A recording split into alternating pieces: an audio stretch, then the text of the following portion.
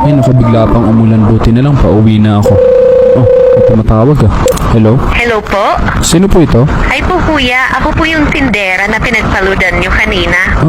Bakit po kayo napatawag ate? May sasabihin kasi ako sa'yo kuya. Okay, sige po, ano po yun? Medyo hard to sasabihin ko kuya, huwag ka sana magagalit.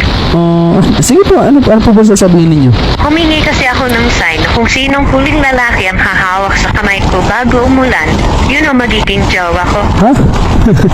Naku ate, hindi ko naman hinahawakan yung kamay nyo. Hinawakan niyo po kuya nung nagbayad kayo kanina, nung nagpaload po kayo. Teka, alam mo, hindi ko sinasadya yun, tsaka madami naman ang bumibili dyan ah. Pero ang sign kasi kung sino ang huling makakahawak ng kamay ko at biglang uulan. Eh, ikaw naman ang huling nakahawak ng kamay ko bago umulan eh. Naku ate, seryoso ba to? Baka nasasobrang ka lang kakanood ng teleserye, tsaka hindi totoo yung mga ganung bagay. Pero parang nag-slow motion kasi kanina nung papalapit ka pa lang eh. Lalo na nung inalis mo na yung helmet mo. Ngayon lang ako nakaramdam ng ganito. Alam mo ate, hindi ko alam kung nagbibiro ka lang, pero sorry, hindi na po ako pwede. Tsaka taken na po ako, kaya malabo po yung iniisip mo. Wala namang problema sa akin kuya kahit taken ka na. So paano kung tayo pala talaga nakatakda, di ba? Kasi ikaw yung nakahawak ng kamay ko bago umulan eh kahit napakainit naman kanina, di ba? So ibig sabihin, yun na yung sign. Naku ate, medyo alanganin ako dyan, lalo na hindi naman kita kilala talaga. Hindi ko nga nakita yung mukha mo kanina nung nagpaload ako eh.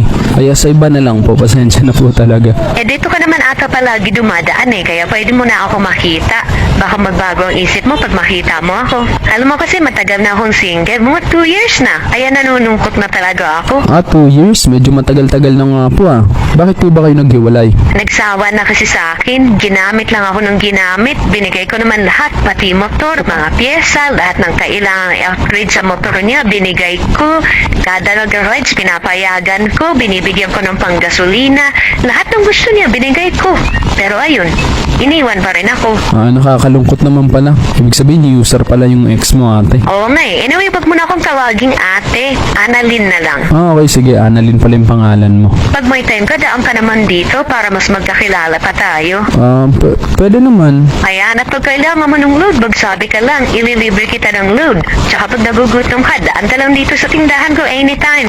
Lahat pwede mong kainin dito ng libre. Ha? Ay, grabe naman. Napakabait niya naman po pala kung ganun. Basta ikaw, kung kailangan mo pa ng allowance, magsabi ka na. Hindi na po, pero salamat po sa mga offer mo, Mama Annalyn. Basta ikaw, basta bumalik ka lang dito, ako bahala sa'yo, okay? Sige, salamat. Sige na, bye na at ang lakas ng ulan, baka mapano ka pa. Ingat ka sa pagbumotor ha, madulas ang kalsada. Okay, sige, salamat. Bye.